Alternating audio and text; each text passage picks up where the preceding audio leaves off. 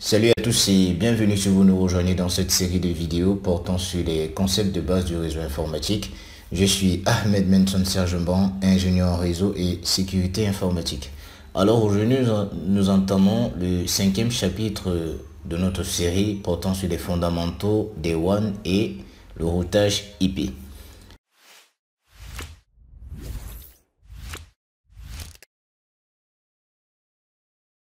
Lors des dernières leçons, nous avons abordé les réseaux LAN, c'est-à-dire les Local Area Network, qui faisaient référence à des réseaux domestiques à l'échelle de nos maisons, de nos concessions, ou alors à des réseaux d'entreprises séparés par de ou alors de courtes distances. On pourra aller entre 100 et voire 400 mètres. Aujourd'hui, nous parlons de réseaux qui sont séparés par de grandes distances. On peut aller à 5000, 10 000 et voire plus de kilomètres. Maintenant, pour connecter ces réseaux-là, nous avons besoin des WAN. Nous passons tout de suite à l'introduction. Pour la transmission des data, entre parenthèses paquets, on se souvient ici que le paquet fait référence à l'appellation de la data au niveau de la troisième couche du modèle TCP/IP. On reprend. Pour la transmission des data, entre parenthèses paquets, entre les réseaux locaux, séparés par une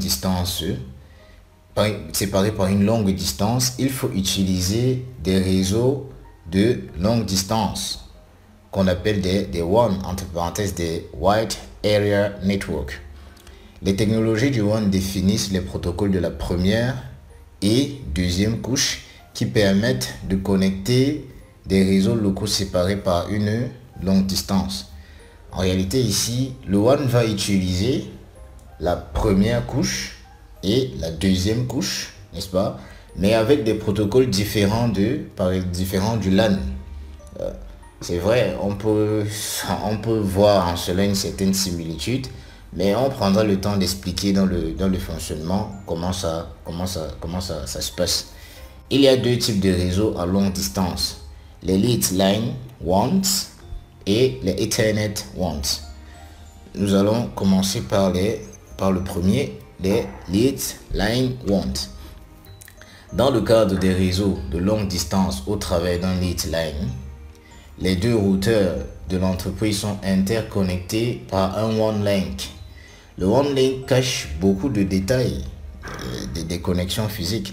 Par exemple, ici, nous avons ce réseau peut-être de l'entreprise situé je sais pas où moi, à Douala par exemple, au Cameroun. Là nous avons cette entreprise et qui a une autre représentation à Libreville par exemple. Voilà, maintenant ces deux structures, alors ces deux LAN seront connectés par l'intermédiaire d'un WAN link. Et ici, parce que ce symbole, c'est le symbole du WAN link. Et ici, il y a plusieurs connexions à l'intérieur. On peut croire que c'est le même câble qui va quitter de ce routeur à ce routeur. Et ici, logiquement, c'est le même câble. Parce que c'est le même signal électrique, par exemple, qui va quitter de ce routeur à ce routeur. Mais c'est pas exactement le même câble. Il y a d'autres connexions à l'intérieur ici pour faire en sorte que ce signal arrive jusqu'à l'autre bout. Vous aurez par exemple des telcos, on va utiliser, ou alors vos fournisseurs d'accès qui vont aider à ce que ce signal-ci arrive jusqu'au routeur qui est de l'autre côté. Le lead line délivre des bits dans toutes les deux directions à une vitesse déterminée en utilisant la logique du full duplex. Si on se rappelle ici que la logique du full duplex fait référence à deux équipements connectés par un câble physique et qui transmettent et reçoivent au même moment, qui était différent du half duplex qui lui transmet et attend avant de recevoir. C'est juste en guise de rappel. Le lead line utilise deux paires de fils. Il y aura une paire pour la direction de la transmission et une autre paire pour la réception. La connexion physique d'un lead line est similaire à un crossover cable. Le lead line a plusieurs appellations qui ont évolué avec le temps. Nous avons le lead circuit, le serial link, le point-to-point link, le T1 qui lui transmettait à une vitesse de 1,544 MB par seconde. Le One Link et le Private Line. Pour créer un One Link, une connexion physique doit exister entre les deux routeurs se trouvant au bout de la ligne. Ici, pour avoir un One Link, n'est-ce pas, il faut qu'il y ait une connexion physique entre ce routeur et celui-ci. Je rappelle encore ici qu'il ne s'agit pas du même câble qui va parcourir 5000 km ou alors plus et se connecter là. Il y a ici un ensemble de connexions qui vont permettre à ce que le signal venant de ce routeur puisse arriver au routeur 2. Si nous avons un tableau où il y a des détails un peu plus poussés sur les différentes appellations des lead lines, vous pouvez poser la vidéo et essayer de retenir, de voir tous ces détails-là. Avant de continuer cette vidéo, nous souhaitons vous présenter la plateforme de formation www.softlearnings.com. Sur cette plateforme, vous aurez l'ensemble de notre catalogue de formations pour vous accompagner dans l'acquisition de nouvelles compétences, mais aussi l'ensemble des outils et des solutions métiers développés pour vous aider au quotidien dans vos différentes missions. Vous avez aussi la possibilité de réserver vos places pour nos différents séminaires que nous organisons tout au long de l'année en venant simplement dans l'onglet séminaire et en choisissant le séminaire auquel vous voulez participer. Nous souhaitons par exemple prendre une formation, nous allons cliquer dans l'onglet formation et nous allons choisir cette formation que nous souhaitons ajouter au panier. Vous pouvez simplement cliquer sur ajouter au panier ou si vous souhaitez avoir la description de la formation, vous allez cliquer sur voir plus. Dans cette description, vous aurez l'ensemble du contenu de la formation. Vous avez la possibilité de voir les deux premières vidéos de la formation, mais aussi la description de la formation et l'ensemble des outils qui sont mis à votre disposition pour la formation. Une fois que vous êtes convaincu, vous allez simplement cliquer sur ajouter au panier. Et lorsque vous ajoutez au panier, vous allez aller dans votre panier. Dans votre panier, vous allez attribuer ou bien mettre votre code promotionnel si vous avez, afin de bénéficier des réductions. Et cocher cette case pour accepter les modalités de vente et vous allez procéder au paiement. Lors du paiement, vous avez trois possibilités. Donc, soit vous pouvez prendre un paiement pour 6 mois, pour 12 mois ou pour 24 mois. En fonction de celui que vous allez choisir, vous pouvez choisir pour 12 mois ou pour 6 mois. Ça dépendra de vous. Au niveau des paiements, vous avez un paiement par carte bancaire si vous possédez une carte bancaire. Et au cas où vous n'avez pas de carte bancaire, vous pouvez payer par mobile money. Et si vous souhaitez bénéficier de 20% de réduction sur tous les achats que vous allez faire sur la plateforme, vous allez simplement payer par des softcoins. Comment faire pour recharger votre compte de softcoin? Vous allez simplement venir dans l'onglet softcoin à ce niveau. Et lorsque vous arrivez sur cet onglet, vous pouvez sélectionner votre recharge ou entrer une recharge personnalisée à ce niveau. Nous allons simplement choisir que nous voulons recharger de 140 €. Vous allez cliquer sur recharger. Et à ce niveau, il sera question pour vous de pouvoir entrer vos informations bancaires ici pour faire votre recharge. Une fois que la recharge est faite, vous allez revenir dans votre compte pour voir où se situe le reliquat ou bien votre compte de coins. C'est dans votre compte personnel, mes coins. Et vous avez l'ensemble des coins qui vous est attribué ou bien que vous avez acheté. Vous pouvez maintenant payer vos formations avec cela. Et si vous n'avez pas de compte, n'hésitez pas à regarder notre liste de partenaires dans les différents pays pour pouvoir recharger votre carte bancaire, votre compte coin autant pour moi, ou alors vous pouvez nous écrire à contact@softlearnings.com et nous allons vous donner la procédure pour pouvoir recharger votre compte. Nous avons une topologie ici d'une structure, par exemple, qui a une représentation. C'est vrai qu'avec les villes là, on parlera peut-être d'Alger et une représentation à Johannesburg par exemple. Vous voyez ici, bon, c'est vrai que si on parle de 700, parce qu'on a ici 1000 miles. 1000 miles, ici c'est l'équivalent d'à peu près 700 km. Donc on parlera peut-être de, je sais pas trop en termes de distance, de Alger à, du moins à une ville proche, voilà. Vous m'excuserez de ne pas avoir une très grande culture à ce niveau. Voilà. Et là on a une topologie de LAN. Par exemple, on a un immeuble où à cet étage, les PC sont connectés à un switch.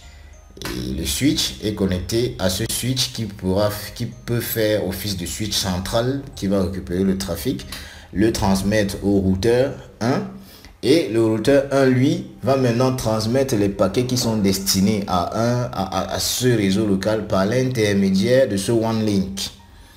Et maintenant ce câble, ce one link-ci va traverser d'autres connexions qui vont permettre qu'ils puissent parvenir jusqu'au routeur 2. On aura par exemple des telco rooms qui vont être à l'intérieur ici et qui vont porter à chaque fois le signal pour le transmettre. Nous aurons une topologie devant qui va bien illustrer cela. Le leads line offre des services de la première couche dans la mesure où il transporte les bits entre les deux routeurs du client connectés à la ligne. Toutefois, le leads line ne définit pas le protocole de la deuxième couche utilisée par la ligne.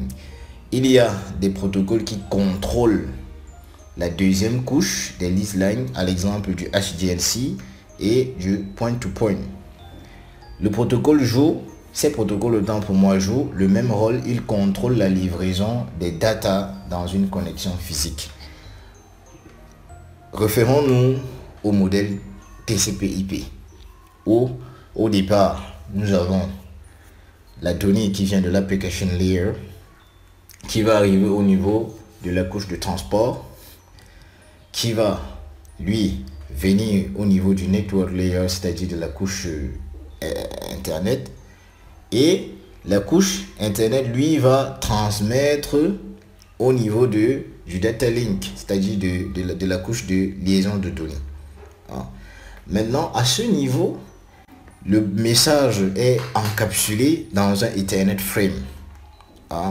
Mais maintenant, ici, pour que ce message traverse la ligne, il sera également encapsulé dans un HDLC. Lui qui va maintenant aller jusqu'au routeur.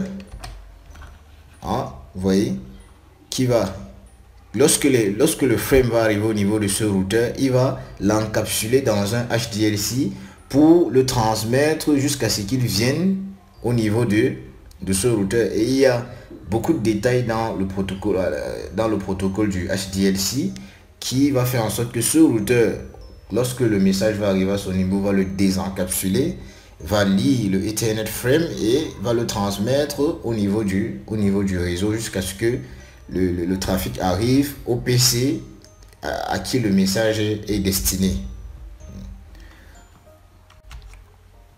Donc c'est un peu le processus. Maintenant nous prendrons le temps d'expliquer avec un peu plus de profondeur. Nous avons voilà cette représentation ici où nous avons cet immeuble qui est dans la ville que vous voulez vraiment. On pourrait parler de Paris par exemple, j'aime bien Paris, et de Casablanca. Voilà, cet immeuble, n'est-ce pas, dans le contexte du réseau LAN, pour avoir plusieurs switches. On peut avoir un switch à cet étage, un switch à cet étage, un switch aux différents étages et un switch central qui récupère le trafic et l'envoie au niveau du routeur. Il faut comprendre ici que le routeur, lui, va jouer son rôle, c'est de connecter à Internet. Lorsque le message ou alors la requête est destinée à un PC qui fait partie du LAN, le message ne va pas arriver jusqu'au niveau du routeur. le switch va se charger de transmettre le message. Mais lorsque le message est destiné à une adresse qui ne se trouve pas dans le LAN, ce message-là va traverser le routeur. Le routeur va l'emballer dans un HDLC frame et lui maintenant il va le transmettre dans la connexion. Il va arriver au niveau de ce telco. Ce telco qui va récupérer le signal et le transmettre à un autre, ainsi de suite. Il peut y avoir des milliers de telcos entre les deux sites, entre le site 1 et le site 2.